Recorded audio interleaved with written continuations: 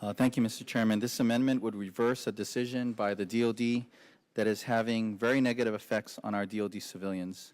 On November 1st of last year, the Department of Defense instituted reduced per diem rates for federal employees and members of the military who travel for longer than 30 days of work.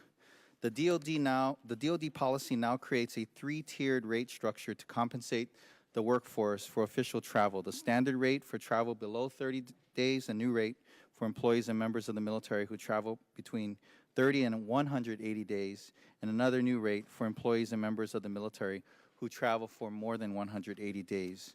The new DoD rates are 25% and 45% lower, respectively, than the per diem federal employees and members of the military receive for travel below 30 days.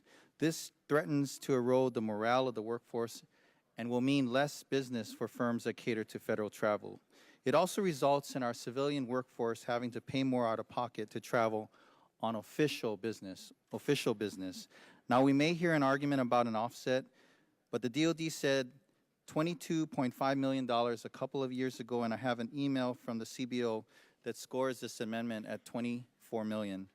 This $24 million is fully offset by using funds from the Office of the Secretary of Defense Administration account, which is $1.3 billion. If you wonder why I picked the OSD account, it's because they are the ones who implemented this reckless policy in the first place.